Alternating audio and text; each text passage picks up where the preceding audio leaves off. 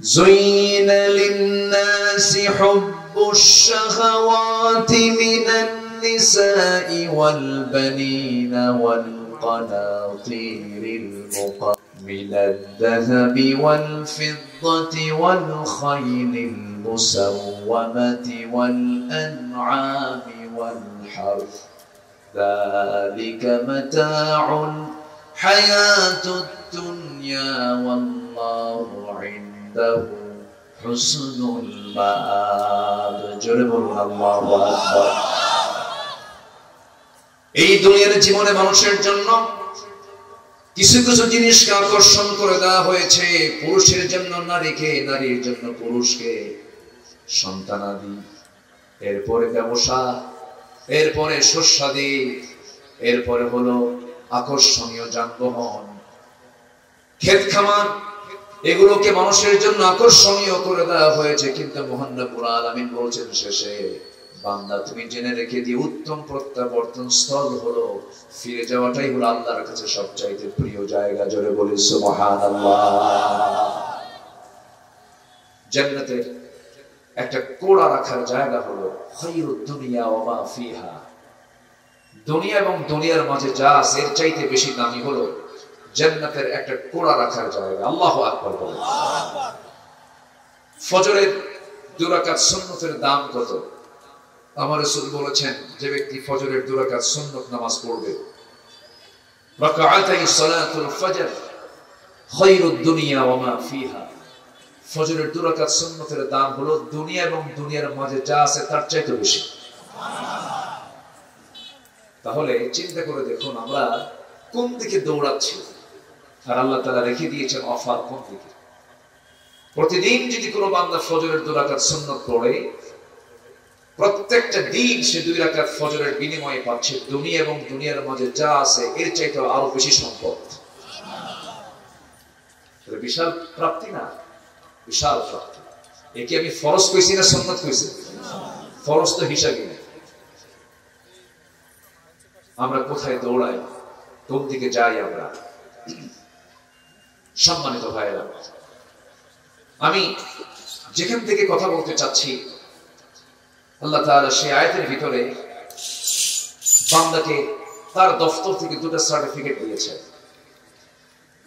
যদি বান্দা তোমরা এই আয়াতের অনুকূলে চলতে পারো আমি তোমাদেরকে সার্টিফিকেট দিচ্ছি একটা হলো সিদ্দিক অর্থাৎ সত্যবাদী সার্টিফিকেট তোমাকে দিলাম আরেকটা হচ্ছে মুত্তাকি মুত্তাকির সার্টিফিকেট এবং সিদ্দিকের সার্টিফিকেট আল্লাহ পাক তার দফতর থেকে দিয়ে দিবেন যদি কোনো বান্দার মধ্যে ওই আয়াতের যদি বাস্তবায়ন যদি বান্দার জীবনে হয়ে থাকে সে আয়াতটা হলো সূরাতুল বাকারার 177 নম্বর আয়াত 177 নম্বর আয়াত থেকে কিছু কথা বলতে চাচ্ছি আমাকে সময় দেওয়া যাবে তো ইনশাআল্লাহ কোনো সমস্যা নাই তো আল্লাহ কবুল করুন জোরে বলি আমিন কোনো যান্ত্রিক কোনো একটা ত্রুটি হচ্ছে না এখানে কি কোনো কোথাও কোনো ত্রুটি মনে হচ্ছে না ওই যে একটু দেখেন একটু খেয়াল করেন তো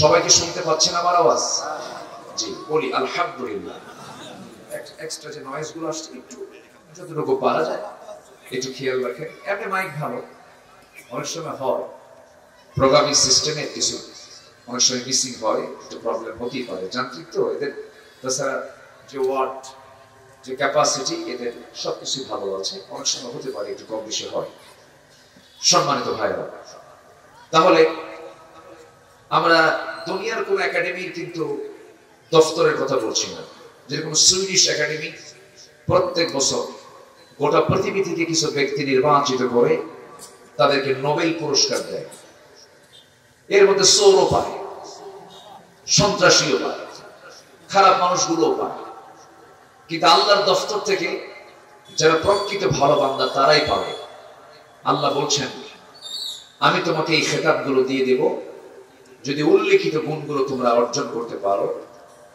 সূরাতুল বাকারার 177 নম্বর আয়াত যার মধ্যে আল্লাহ পাক বান্দাকে 6টা কাজের কথা বলেছেন কয়টা কাজের কথা বলেছেন 6টা আমি এর আগে কয়েকদিন আগে আমি পাশে একটা মাঠে এসেছিলাম, সেখানে সূরাতুশ শুরা থেকে কথা বলেছি।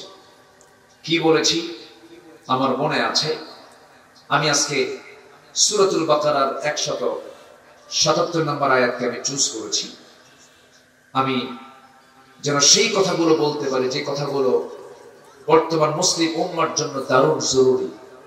জোরে বলি আল্লাহুম্মা আমিন, আরো জোরে আল্লাহুম্মা আমিন। আমরা যে সমাজে বসবাস করছি, কিছুক্ষণ আগে একজন প্রিয় ভাই আমার জাহিদ ভাইয়ের সাথে কথা বলতে নিয়ে আমাকে বলেছেন, ভাইজান আজকে যুব সমাজ শেষ হয়ে গেল। কেন? মাদকের কারণে। চিন্তা করুন, দেশ আজকে স্বাধীন হয়েছে 53-54 বছর।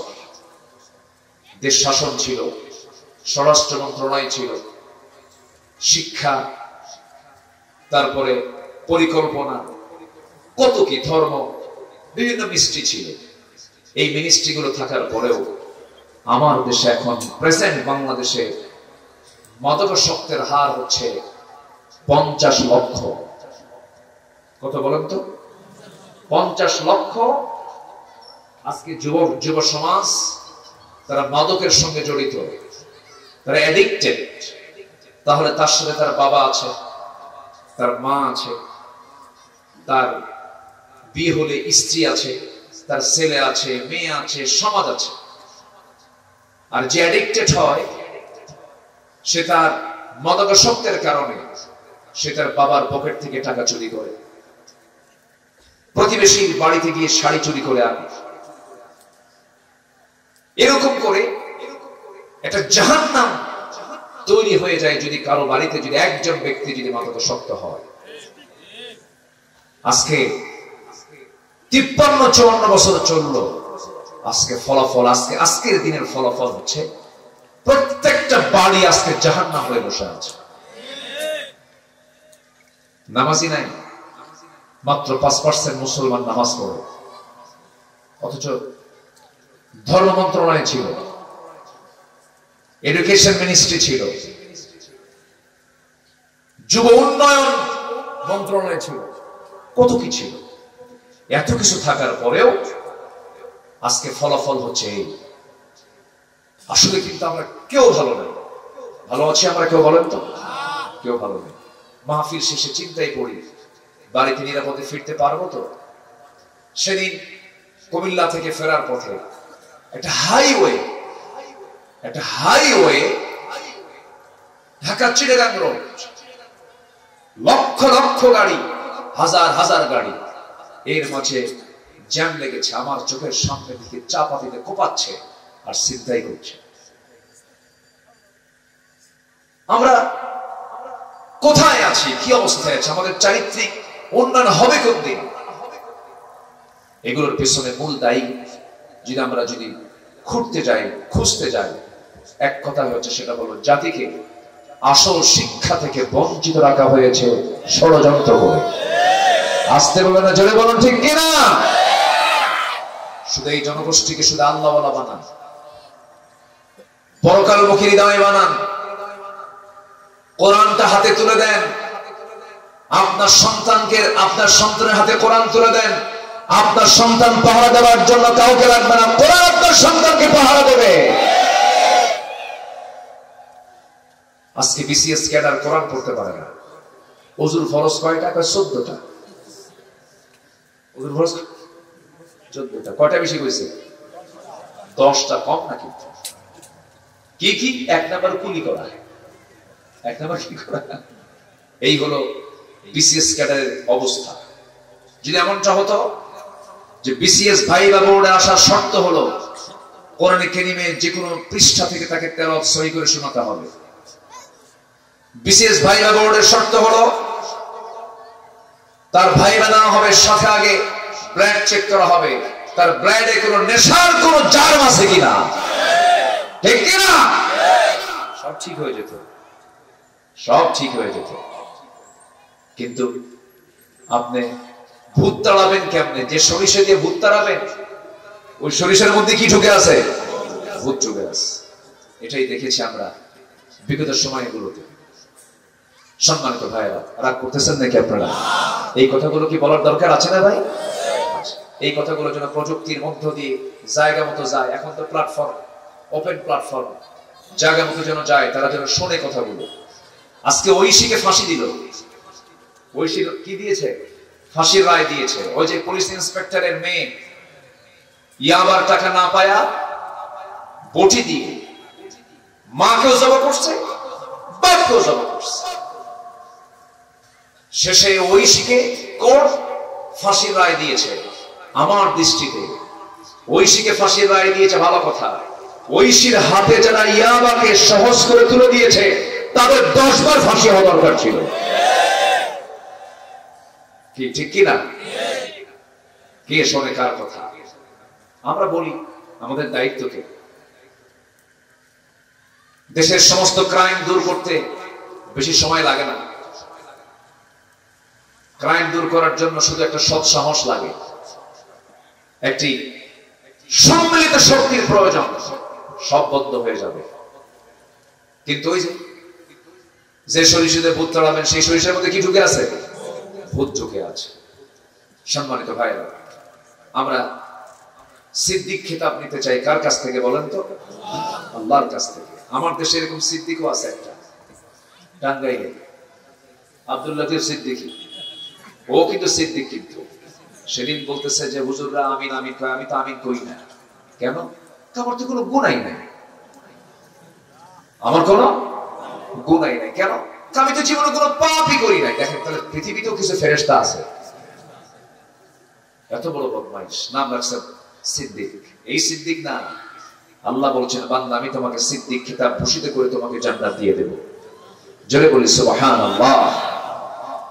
আল্লাহ রাব্বুল আলামিন সুন্দর করে বলেন, লাইসাল বিররা আন তুওয়াল্লু ফুজুহাকুম কিবালাল মাশরিকি ওয়াল মাগরিবি ওয়ালাকিন্নাল বিররা মান আমানা বিল্লাহি ওয়াল ইয়াউমিল আখিরি ওয়াল মালাইকাতি ওয়াল কিতাবি ওয়ান নাবিয়্যিন وآتى المال على حبه ذوي القربى واليتامى والمساكين وابن السبيل والسائلين وفي الرقاب وأقام الصلاة وآتى الزكاة والموفون بعهدهم إذا عاهدوا والصابرين في البأساء والضراء وحين البأس أولئك الذين صدقوا وأولئك هم المتقون جلبون الله أكبر الله رب العالمين বলেন ঠকঠক মেরে তুমি তোমার চেহারা কিবলামুখী করলে পূর্ব অথবা পশ্চিম দিক কয়েকটা সেজদা মারলে আর ভাবতেছ আমি ইমানদার হয়ে গেছেন। না না, শুধু চেহারা ঘুরালে ইমানদার হওয়া যায় না, পুণ্য হাসিল করা হয় না। প্রকৃত ইমানদার হওয়ার জন্য, প্রকৃত পুণ্য লাভ করার জন্য তোমার 1 নম্বর কাজ হলো তোমাকে ঈমান আনতে হবে। ভালো করে কি আনতে হবে? ঈমান আনতে হবে। কার প্রতি ঈমান আনতে হবে? আল্লাহ নিজে আবার ব্যাখ্যা দিচ্ছেন, নিজে এক্সপ্লেইন করছেন, তাফসীর করছেন। ওয়ালাকিন্নাল বিররা মান আমানা বিল্লাহ ওয়াল ইয়াউমিল আখির ওয়াল মালাইকাতি ওয়াল কিতাবি ওয়ান নাবিয়্যিন। কয়টা? শুধু একজনকে মানলাম, আল্লাহকে মানলাম, রাসূলকে মানলাম না, হলো না। রাসূলকে মানলাম, কিতাবকে মানলাম না, হলো না। আবার কিতাবকে মানলাম, শুধু নামাজে মানলাম, সমাজে মানলাম না, তাও হলো না। ঠিক কি না? কোরআন শুধু নামাজে মানবো, সমাজে মানবো না, এটা তো প্রতারণা, এটা ধোঁকাবাজি, কারসাজি। এগুলো কোরআন শুধু ধর্মীয় কিতাবের নাম নয়। কোরআন হচ্ছে complete and balanced code of life, পরিপূর্ণ ভারসাম্যপূর্ণ একটা জীবন ব্যবস্থা। অপূর্ণাঙ্গ না পূর্ণাঙ্গ? সব আছে এর মধ্যে। আপনি কি চান? এর মধ্যে ওষুধও আছে। সুবহানাল্লাহ বলবেন না? এমন ওষুধের তথ্য আছে যা পৃথিবীর কোন ওষুধ কোম্পানিতে নাই। এটা কিয়ামত পর্যন্ত কোন ওষুধ কোম্পানি ওষুধ বানাতেও পারবে না। বলবো একটু বলি শোনেন, পৃথিবীর কিয়ামত পর্যন্ত কোন মানুষ এই ওষুধ বানাতে পারবে না যা খুলনাতে উৎপন্ন হয়, সুন্দরবনে হয়। বলেন কি হয়? মধু। বলেন কি হয়? মধু। এই মধু পৃথিবীর কোন ফার্মাসিউটিক্যাল কোম্পানি বানাতে পারবে না। আসতে বলবেন না পারবে? ক্ষমতা আছে কারো? কোনদিন হবে না। কোরআন দেখেন কি তথ্য দেয়। আপনি শুধু যদি ভাববেন যে কোরআন শুধু নামাজের কথা বলে, দেখেন কি তথ্য দিচ্ছে। 1973 সালে কার্ল ভন ফ্রিচ নামে একজন বিজ্ঞানী মৌমাছির উপরে সে গবেষণা চালায়। তিনি গবেষণা চালিয়ে গোটা পৃথিবীতে চাঞ্চল্য সৃষ্টি করেন এবং তিনি একটা বইও লেখেন। সে বইয়ের নাম হচ্ছে দ্য ড্যান্সিং বিজ। তো উনি কিছু তথ্য দেন, যে তথ্য তিনি দিয়েছেন, যে তথ্যের ভিত্তিতে তিনি নোবেল পুরস্কার পাইছেন, সেই তথ্য 1500 বছর আগে কোরআন দিয়ে দিয়েছে। যেরকম সুবহানাল্লাহ বলেন, উনি কি তথ্য দিয়েছেন না তথ্য পাচার করেছেন? তথ্য নিয়েছেন, কিন্তু তথ্য নিয়েছেন, কোরআন থেকে নিয়েছেন।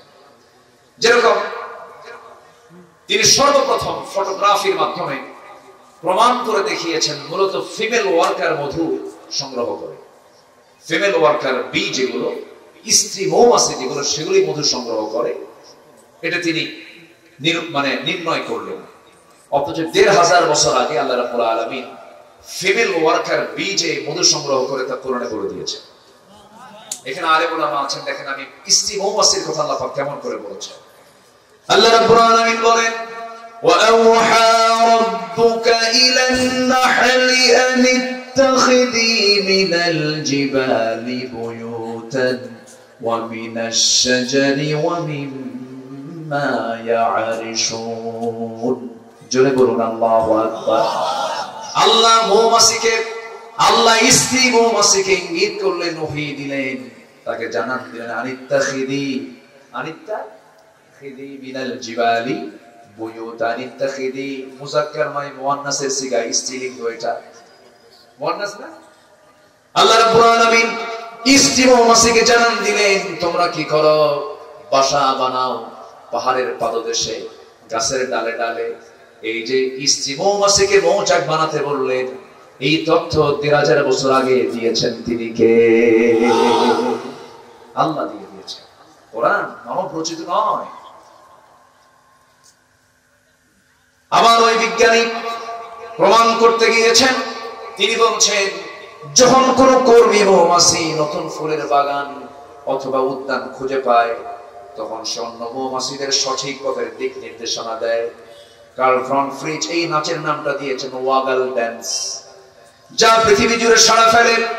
অথচ এই তথ্য কোরআনের কাছে অনেক পুরাতন। কোরআন আগে জানিয়ে দিচ্ছে, ثُمَّ كُلِي مِنْ كُلِّ الثَّمَرَاتِ فَاسْلُكِي سُبُلَ رَبِّكِ ذُلُلًا। জোরে বলুন আল্লাহু আকবার। আল্লাহু আকবার বলেন।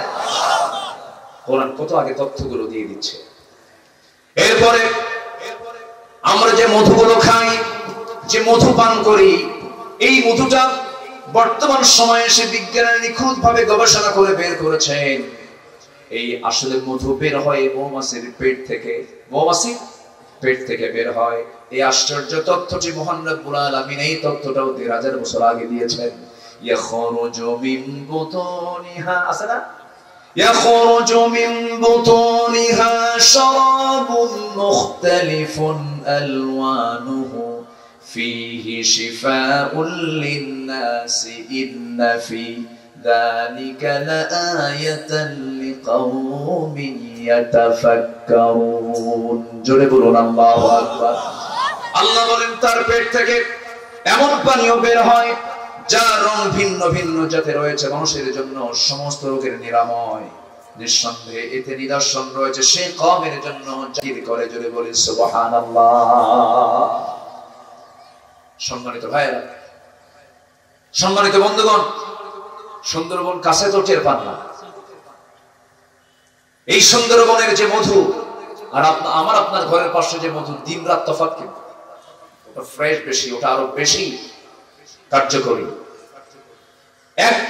এখানে 1 কেজি মধুর দাম কত? 800 মাত্র। 800-1200 কোনো মধু হবে? আচ্ছা ঠিক আছে, 2000ই ধরেন, 1 কেজি মধু ধরেন 2000। কিন্তু 1 পাউন্ড মধু বানাতে, গবেষণায় এসেছে 1 পাউন্ড মধু বানাতে 550 মৌমাছিকে প্রায় 20 লাখ ফুলে ভ্রমণ করতে হয়। সুবহানাল্লাহ বলবেন না? এদের যদি দিন লেবার অনুযায়ী যদি না হতো তাহলে কি করতেন? কি কথা কি বুঝতেছেন? পাখা তো নাই আমাদের, ওর তো পাখা আছে। আল্লাহু আকবার। 550 মৌমাছিকে প্রায় 20 লাখ ফুলে ভ্রমণ করতে হয়। সেখানে একটা কর্মী মৌমাছিকে 80,000 কিলোমিটার পথ অতিক্রম করতে হয়। 80,000 কিলোমিটার। অন্য একটা গবেষণার তথ্যে এসেছে প্রায় 14,50,000 কিলোমিটার পথ অতিক্রম করলে পরেই 1 পাউন্ড মধু বের হতে পারে, যা গোটা পৃথিবীকে 3 বার প্রদক্ষিণ করা যাবে, গোটা পৃথিবী 3 বার ঘোরা যাবে। এই পরিমাণ ভ্রমণ করতে হয় মৌমাছিকে, 550 মৌমাছিকে 1 পাউন্ড মধু তৈরি করার জন্য। এখন বলেন মধুর দাম কত? 1200, 12,000, 12 লাখ দাম দিতে পারবেন আপনি? আল্লাহু আকবার। আর সেই মধুর ভিতরে যারা ভেজাল দেয় তাদের 10 বার ফাঁসি হওয়া দরকার, একবার। আগের যুগের দাদারা হসপিটাল চেনে নাই, আগের যুগের দাদিরা চশমার জন্য দোকানে যায় না। যা খেয়েছেন ভেজাল মানুষও ছিল না, ভেজাল খাদ্যও ছিল না। মানুষও ভেজাল, খাদ্যও ভেজাল। কোরআন তো শেফা, কোরআন পড়লে, কোরআন মানলে অসুখ হবে না। বলি আলহামদুলিল্লাহ, জোরে বলি আলহামদুলিল্লাহ। আবার দেখেন, এই মৌচাকের মধু যেন নষ্ট না হয়। এই মৌচাকের ভিতরে স্বাভাবিক তাপমাত্রা হচ্ছে 35 ডিগ্রি সেলসিয়াস। 35 degree Celsius. ধরেন এখন আমাদের এখানে তাপমাত্রা আছে, আজকে একটু গরম বেশি, 25-26 হবে। 25-26 ডিগ্রি সেলসিয়াস যদি তাপমাত্রা হয়, মৌচাকের ভিতরে নরমালি তাপমাত্রা থাকতে হবে মধুগুলোকে ঠিক রাখার জন্য 35 ডিগ্রি সেলসিয়াস। যদি কখনো তাপমাত্রা এর কম 30 ডিগ্রিতে নেমে আসে, তখন মৌমাছিগুলো সবাই একত্রিত হয়ে তাদের ডানাগুলো ঝাঁপায় বারবার নড়ায়া তাপমাত্রা বাড়ায়। যদি বলি সুবহানাল্লাহ। আবার যদি তাপমাত্রা বেশি হয়ে যায়, তখন ওদের পাখাটা উল্টা করে আবার ঝাঁপায়, উল্টা করে, যেন তাপমাত্রাটা যেন বাইরে থেকে কিছু বাতাস ঢুকে যেন তাপমাত্রা 35-এ চলে আসে। কেউ তো সুবহানাল্লাহ বললেন না? সব তথ্য কোথায় আছে বলেন তো? বলেন কোন কোথায় আছে? কোথায় আছে? এই তো প্রাণী গেল, আকাশ নিয়ে আল্লাহ রাব্বুল আলামিন কথা বলেছেন। আমি কাতার থেকে বছর 2 আগে আসতেছিলাম, দোহা থেকে আমি ঢাকা আসতেছি। তো কাতার এয়ারওয়েজে আমি বিমানে উঠি, এরকম মনে হয়নি কখনো। দিনের বেলা, দুপুর বেলা 11টার দিকে বিমান আমার, তখন আকাশে আমি নিচের দিকে মেঘমালার দিকে তাকালাম। যতদূর চোখ যায় শুধু মেঘের বিশাল স্তর। তো ভাবলাম যে বিশাল এই যে মেঘমালার কি ওজন আছে নাকি? আমি জানতাম না। তো আমি আসতেছিলাম, মেঘগুলো দেখে ভাবলাম যে এর ওজন আছে নাকি। একটু সার্চ করলাম, একটু গবেষণায় চলে গেলাম। বিজ্ঞান বলছে কিছু কিছু মেঘমালা আছে, কিউমুলিনুম্বাস নামে কিছু মেঘমালা আছে, যাদের ওজন হলো শুধু মন না, ton ton, lakh lakh ton ওজন। জোরে বলি সুবহানাল্লাহ। ঝুলাই রাখছেন কে? আল্লাহ। কার উপরে? শূন্যের উপরে। কার মাথার উপরে? আমার মাথার। কার মাথার উপরে? একটু হুঁশ হয় না? আমাদের হুঁশ হবে কোন দিন? একটা দিনের জন্য কি আল্লাহ তাআলা কখনো একটা মেঘখণ্ড, মেঘমালার ফেলে দিয়েছেন? যদি আল্লাহ পাক মাঝে মাঝে এরকম করে ফেলতেন, কেউ কি বিল্ডিং বানাতো? বিল্ডিং বানাতে তারে কি বলবে? একটা দিক মিসিং হলো না। আমার এই মেঘমালাগুলো আল্লাহ রাব্বুল আলামিন বায়ু প্রবাহের মধ্য দিয়া উড়ায় নেন, ঘোরায় নেন। আবার যখন পানিগুলো জমিন থেকে তোলেন ওয়াটার সাইকেল অনুযায়ী পানি চক্র আকারে, আল্লাহ কোরআনে মেট্রোলজিক্যাল সায়েন্স নিয়ে কথা বলেছেন, আবহাওয়া বিজ্ঞান নিয়ে কথা বলেছেন। আবহাওয়া বিজ্ঞান 19 শতক 20 শতকে সে তথ্য দিয়েছে, 3000 বছর আগে কোরআন সেই তথ্য আগিয়ে দিয়েছে। জোরে করে সুবহানাল্লাহ। আমার বন্ধুগণ, এই যে মেঘগুলো আমরা দেখি, আজকেও সারাদিন মেঘ মেঘ ভাব ছিল। এই যে মেঘ জমিন থেকে আল্লাহ রাব্বুল আলামিন তুলে নিয়েছেন, তুলে নেন ওয়াটার সাইকেলের মধ্য দিয়া, পানি চক্রের মধ্য দিয়া। আমার আপনার বাড়ির সামনে ময়লা পানিগুলোকে ফিল্টারিং করে, সমুদ্রের লবণ পানিকে ফিল্টারিং করে লবণগুলো রেখে দিয়া মিঠা পানি আকাশে উঠায় নেন। সেই পানি আকাশে উঠায় নেওয়ার পরিমাণ এক বছরে প্রায় 513 ট্রিলিয়ন টন। জোরে কোন সুবহানাল্লাহ। 513 trillion ton, trillion million billion না, 513 ট্রিলিয়ন টন পানি জমিন থেকে তোলেন। এটা বিজ্ঞানীদের একটা মেজারমেন্ট, এর কম বেশি একটু হতে পারে। তাহলে এই পানি সিস্টেম যদি এরকম না করে আল্লাহ যদি মানুষকে দায়িত্ব দিতেন, তাহলে গোটা দুনিয়া শুধু পাইপ দিয়ে ভরা থাকতো। কি দিয়ে ভরা থাকতো? কম পাইপ দিয়ে। আর আল্লাহ তাআলা কি সুন্দর করে এমন ফিল্টার দিয়েছেন, সেই ফিল্টার দেখাও যায় না। কি উন্নত প্রযুক্তি আল্লাহ তাআলা। জমিন থেকে পানি তুলতেছেন, লবণ রেখে দিয়া, পচা আবর্জনা রেখে দিয়ে সুন্দর ফ্রেশ পানি তুলতেছেন। আল্লাহু আকবার বলেন। কে চালান? আস্তে কে চালান? কি পরিমাণ পানি তোলেন? যে পরিমাণ পানি বৃষ্টি আকারে আসে। বিকাদারিন বিমাইন বিকাদারিন, আল্লাহ পাক পরিমাণ মতো পানি তোলেন, অপরিমাণ মতো না। জোরে বলে সুবহানাল্লাহ। কার অবদান? আস্তে বলবেন না, কার অবদান? এরপরে আল্লাহ রাব্বুল আলামিন লোহা নাযিল করেছেন। কি নাযিল করেছেন বলেন তো? লোহা। এই লোহা আমরা জানি যে এই লোহাটা কোন জায়গা থেকে আসছে। আমাদের ধারণা হয়তো পৃথিবীতেই ছিল না। এই লোহার অবস্থান পৃথিবীতে নয়।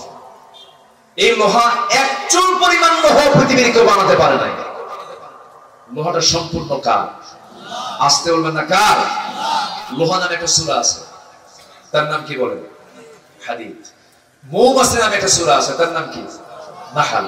তাহলে মৌমাছি বললাম, এখন হাদিদে আসেন লোহা। সূরার নামকরণ করা হয়েছে মানে কি? বহু তথ্যের মধ্যে আছে। পৃথিবীতে যেটাই করতে যাবেন আগে কি দরকার? কি দরকার বলেন? লোহা দরকার কিনা বলেন?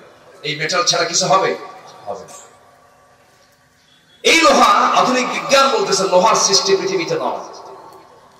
লোহা এসেছে বহির জগৎ থেকে, অর্থাৎ আকাশ থেকে। কারণ পৃথিবীর পরিবেশ লোহা উৎপাদনের জন্য অনুপযোগী। কেননা সূর্যের তাপমাত্রা লোহা উৎপাদনের জন্য যথেষ্ট নয়। সূর্যের কেন্দ্রের তাপমাত্রা 15 মিলিয়ন ডিগ্রি সেলসিয়াস। সূর্যের কেন্দ্রের তাপমাত্রা, সূর্যের যে সেন্টার, সেই কেন্দ্রের তাপমাত্রা হচ্ছে 15 মিলিয়ন ডিগ্রি সেলসিয়াস। সূর্য কেউ তো আল্লাহু আকবার বললেন। মানুষের কি ক্ষমতা আছে সূর্যের কাছে যাওয়ার? ক্ষমতা আছে? আর সূর্যের পৃষ্ঠে অর্থাৎ ফটোস্ফিয়ারের তাপমাত্রা হচ্ছে 5.5 থেকে 6,000 ডিগ্রি সেলসিয়াস। অথচ লোহা উৎপাদনের জন্য আনুমানিক দরকার হচ্ছে 5 বিলিয়ন ডিগ্রি সেলসিয়াস। লোহা উৎপাদন করতে গেলে যে তাপমাত্রা লাগবে, সে তাপমাত্রার পরিমাণ হলো 5 বিলিয়ন ডিগ্রি সেলসিয়াস। বিজ্ঞানীদের ধারণা কোন সুপারনোভা থেকে বিস্ফোরণ হয়ে এই লোহা এই দুনিয়ায় তার আগমন ঘটতে পারে। মহান রব্বুল আলামিন আজ থেকে 1500 বছর আগে লোহা যে নাজিল করেছেন তা জানিয়ে দিয়েছেন। সুবহানাল্লাহ বলবেন না? আল্লাহ রাব্বুল আলামিন বলেন, وَأَنزَلْنَا الْحَدِيدَ فِيهِ بَأْسٌ شَدِيدٌ وَمَنَافِعُ لِلنَّاسِ। সূরাতুল হাদীদ আয়াত নাম্বার 25। আল্লাহ রাব্বুল আলামিন বলছেন, আমি লোহাটা আকাশ থেকে নাজিল করেছি। জোরে বলি সুবহানাল্লাহ। তাতে রয়েছে ফিহি বাসুন শাদীদ, তাতে রয়েছে প্রচন্ড শক্তি। ওয়া মানাফিউ লিন-নাস, এবং মানুষের জন্য অনেক উপকার। উপকার আছে না নাই? আবার এই লোহা দিয়ে যদি আকাম কুকাম করে তারও সুযোগ আছে না নাই? আসতে বলবেন না, আছে না নাই? আচ্ছা, আপনি বড় আলেম, ভালো কোন ব্যক্তিকে পাহারা দিবেন, তার পাহারার জন্য অস্ত্রের দরকার আছে না নেই বলেন তো? অস্ত্র নিয়ে দাঁড়ায় থাকবেন, সে অস্ত্র ভালো মানুষের উপকারে আসছে। আবার এই অস্ত্রই যদি আপনি, অর্থাৎ শিশুর হাতে আপনি যদি চাকু তুলে দেন আপেল কাটার জন্য, সে কি আপেল কাটবে না হাত কাটবে? হাত কাটবে। সে আপেলের দায়িত্ব যদি আপনি নেন, তখন আপনি কিন্তু ওই সুই দিয়ে আপনি আপেলই কাটবেন, আপনি হাত কাটবেন না। তো আজকে এই যে লোহাটা আল্লাহ পাক দিয়েছেন, এই লোহাটার উপকারিতা প্রত্যেকটা কাজেই প্রয়োজন। আল্লাহ পাক এই জন্য এই মেটাল নামে একটা সূরা নাযিল করেছেন। তাহলে এখন বলুন, কোরআন কি শুধু ধর্মীয় কিতাব না সব কিছু বলে? বলেন, কোরআন শুধু এক কথা বলে না সব কথা বলে? সব কথা বলে। কি চান আপনার মধ্যে? শুধু আমি যদি সায়েন্স নিয়ে কথা বলতে যে গোটা রাত যাবে, শেষ হবে। সম্মানিত ভাইরা, আসুন আমরা সেই জায়গায় চলে যাই যেখানে আমি তেলাওয়াত দিয়ে শুরু করেছিলাম। 6টা কাজ করলে পরে আমরা সত্যবাদীর সার্টিফিকেট পাবো এবং মুত্তাকির সার্টিফিকেট পেয়ে যাব।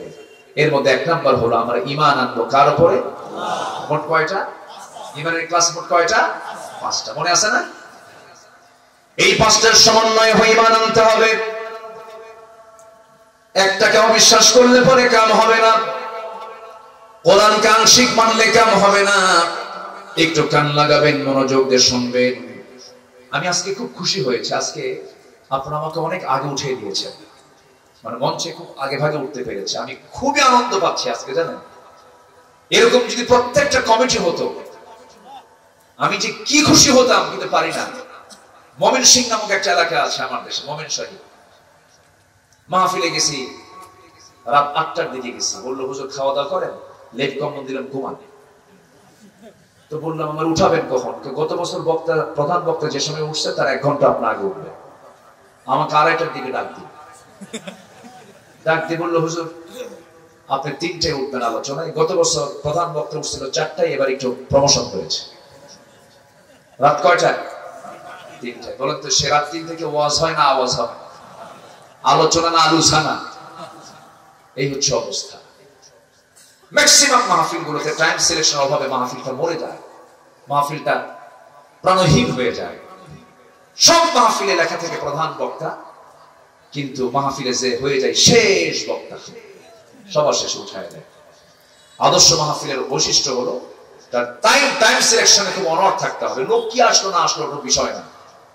পরীক্ষার সময় মতো, নামাজ সময় মতো, মাহফিলের সময় মতো, ঠিক না? এটা উচিত। চট্টগ্রামে আমার গত পরশুদিন মাহফিল ছিল। চট্টগ্রামে বাংলাদেশের সবচাইতে বড় মাহফিল যেটা, প্যারেড ময়দান। 2000 সালে ছিলাম আমি ছিলাম ওই মাহফিলের শ্রোতা। 2000 সালে আমি মাহফিলে গিয়েছি কক্সবাজারে। আমি ইচ্ছে করে সেদিন একদিন আমি মাহফিল রাখিনি, ভাবলাম যে প্যারেড ময়দানে মাহফিল অংশগ্রহণ করে আলোচনা আজকে শুনবো। আলোচনা করেছিলেন বিশ্বনন্দিত আলেমে দ্বীন আল্লামা শহীদ আল্লামা সাইদ রাহিমাহুল্লাহ। তো সেই প্যারেড ময়দান 18 বছর ধরে বাতিল গোষ্ঠী জিম্মি করে মাহফিলকে তারা বন্ধ করে রেখেছিল। 18 বছর 1.5 যুগ মাহফিল করতে দেয়নি। 1977 সালে মাহফিল শুরু হয়, 2006 সাল পর্যন্ত একটানা আল্লামা সাইদ রাহিমাহুল্লাহ তিনি মাহফিল করেছেন 5 দিন ব্যাপী। কয়দিন ব্যাপী? একজন 5 দিন করে 29 বছর তিনি একটানা করেছেন। 2007 সাল বন্ধ হলো। ওই সময় থেকে এই 24 সাল পর্যন্ত, 25 সাল পর্যন্ত, 24 সাল পর্যন্ত ফেরেশতারা বন্ধ রাখছিলেন। বোঝেন নাই? সেখানে আমি আলোচনায় উঠছি। সেদিন আমি চিফ মেহমান প্রথম দিনে। আল্লামা, আমি তো নগণ্য গোলাম, এলেম কেরাম তেমন নাই, মানুষ ডাকে যাই। আমি তো জানি আমি আব্দুল আমিন, আমার কুদ্দুর কি আছে, লা ইলমা লানা ইল্লা মা আল্লামতানা, কিচ্ছু নাই। ওই বাবার সঙ্গে আগে হাটে যেতাম। আগে তো ডিজিটাল মেশিনে মাপতো না, আগে মাপতো হলো যে বাটখারা দিয়ে, দাড়ি পাল্লা দিয়ে মাপতো। তো বাটখারা গুলো পাশে যেটা ওজন, ওটা পাশে রেখে দিত। আমি দেখতাম, আব্বাকে বলতাম ওগুলো কি? আব্বাকে, আব্বা ওটা দিয়ে মাপে। সবচেয়ে বেশি ওজন যেটা 5 কেজি নিচে, তার উপরে 2 কেজি, তার উপরে 1000 গ্রাম, তার উপরে 500 গ্রাম, তার উপরে 200 গ্রাম, তার উপরে 100 গ্রাম, তার উপরে 50 গ্রাম, এর উপরে 25 গ্রাম, এর উপরে 20 গ্রাম, এর উপরে 10 গ্রাম। আমি হলাম সেই 10 গ্রাম। ওজন নাই 10 গ্রাম সবার উপরে থাকে, কিন্তু ওজন তেমন মানুষ ডাকে চায়। সেখানে আমি আলোচনা উঠেছি কটে 8:30টায়। 8:30টায় চিফ মেহমান, 8:30টায় আলোচনা উঠছি। জাস্ট 9:30 থেকে 9:40 মাহফিল শেষ। মাহফিল শেষ, এশার আযান শুরু, নামাজ পড়ে সবাই বিদায়। এটাই তো উচিত ছিল, কিন্তু আমার দেশে এই কালচারটা নাই। তবে এই মাহফিল আমার কাছে খুবই চিত্তাকর্ষক মনে হয়েছে, আমি খুবই খুশি হয়েছি। আল্লাহ তুমি মাহফিল কমিটিকে এর জন্য উত্তম জাযা দিয়ে দাও, আমিন। জোরে বলি আল্লাহুম্মা আমিন। আমি কি আলোচনা চালাবো? জোরে বলি ইনশাআল্লাহ। তাহলে ঈমান আনবো কার উপরে? মোট কয়টা বিষয়ে? 5 বিষয়। ব্যাখ্যামূলক দিতে পারবো না, এক রাত তো। এই ঈমানের উপরে যদি আমি আলোচনা চালাই 2 ঘন্টা পার হবে। জাস্ট আমরা জানি আল্লাহ, পরকাল, ফেরেশতা, কিতাব, নবী সব মিলে ঈমান। এর মধ্যে একটা বাদ দিলে ঈমান থাকবে। আমার বন্ধুগণ, ঈমান তো আমরা ঠিকই আনলাম, কিন্তু ঈমানের ফলাফল হলো আমার দেশের মানুষ মাত্র 5% নামাজ পড়ে। 95% মুসলমানের নামাজের কোনো খবর নাই। এর জন্য কিছু দরবারও দায়ী আছে। আমার দেশে বহু দরবার আছে যে দরবারের মুরিদ হলে নামাজ লাগে না। আছে কিন্তু, আছে না নাই? পানির তলে মোমবাতি, বাও বাতাসে নেভে না, বাবার নামে হালকা দিলে ওযু গোসল লাগে না। আছে?